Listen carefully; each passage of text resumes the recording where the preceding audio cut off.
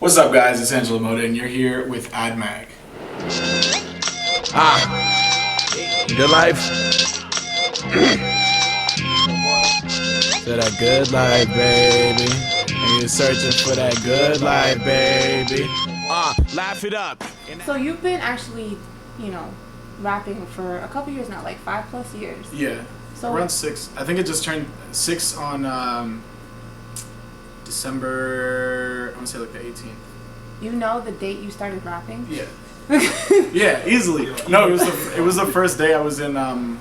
See that head? It was the first day I went to my friend Sean's studio. Like briefly, what got you from December 18th to the good life? Well, there was a really stagnant period.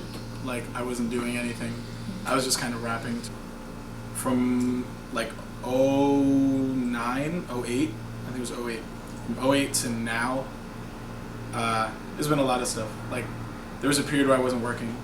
And then, I don't remember exactly when. I think when I first went to school, and because I had written a bunch of stuff, I just had no studio. I didn't want to record a project with like the home studio stuff. So I wrote Jersey to Mexico and I wrote Pigs at the same time. So those songs have been done for like years. And then I got to William Patterson. I linked up with this engineer. Her name was Jasmine Henry, and she ended up doing the whole Good Life. But that happens later. So we did Jersey to Mexico, and I was saying, like, if I drop this and nothing happens, like, I'm done.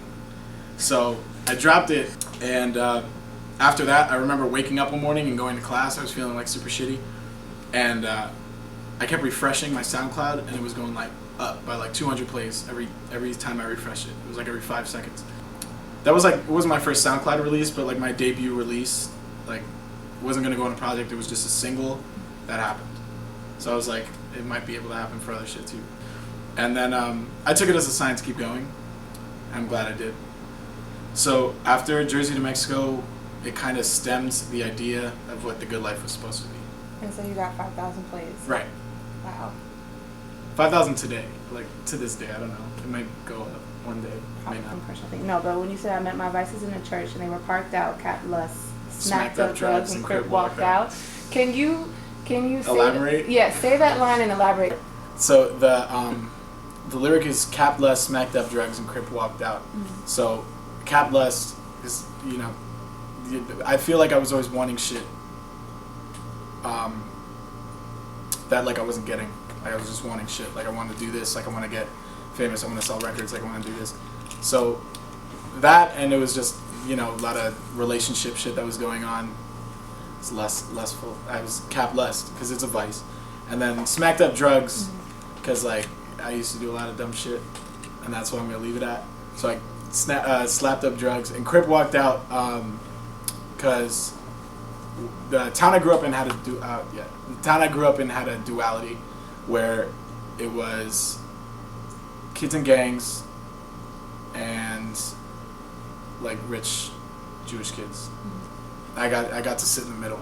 I don't remember. Yeah, I don't like touching on that stuff too much, but I just felt like it needed to be said.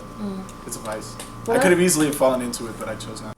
That song was actually done a few days before the album was finalized. Like, the album was already finalized, and then I don't remember when.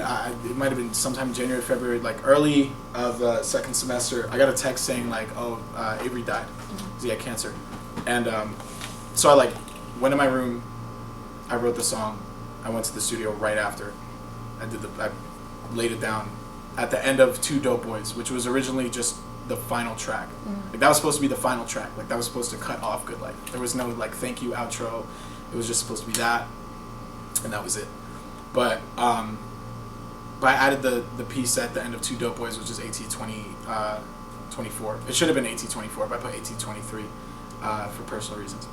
And so I decided after that I wanted to end the album with thank you, because I wouldn't want to leave it on such a negative note, So thank you was supposed to be like a culmination of the entire album. Like, you're done listening to it, like, go out and put to practice. It was like a class. Yeah. Good Life is the point when you take everything that life has thrown at you and you make it a thesis. Because if you understand it enough to make it a thesis, then you're living the good life. You know, you learn one thing, and then you also learn the other side of it. Because I think like the key to the good life, and I haven't said this publicly, but I think that the good life is really reached by your own conclusion, and like that middle ground is so important, where you get the best of both sides. Like duality is really what makes the good life. Because, you know, if you experience too much of one emotion, it's not really fun. You know, like you have to be kind of right in the middle. Because then you get to experience everything. And that's like a full life, which could be considered a good life. So I think like introspection is how you get the good life. And I think the good life is relative. So I can't feel any specific way about it because I made it. Like my reasons of having the good life are mine. But yours might be different. Because like truth is relative. My next project is called Crystal Avenue. And yeah, this is the first time I'm telling people about it. But Crystal Avenue is it's, I don't know, I want to start a revolution with it. It's hard, but I'm going to try. Because I think there are a lot of MCs coming out today that are trying to do it like I'm also trying to do, but you know, there's like a couple, like some fallacies, like it's biased. So I'm gonna try and make the most unbiased but helpful project I can, because I don't know, I came up with like a saying for that's gonna tie in this next album, where it's if you focus too much on the silver lining to a cloud, you'll miss the cloud completely, because you're only focusing on like the positive parts, but you're missing the big issue. And with everything that's been going on lately, like that's very important. It's like they're kind of just wallowing in positive ignorance, but you really have no idea what's going on, and it's gonna fuck you up if you don't. I want this next project to be completely different from like any genre of music. I want it to be like a movie that you can't see physically, but like you can feel it. Like I could give a fuck about like 10,000, 20,000, 30,000 plays. Like I want people to hear it, but I want to be happy first, because then like I'm not holding true to like what I've said.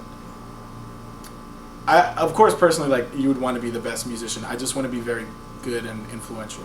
I don't care about being like heralded as like, you know, the top guy.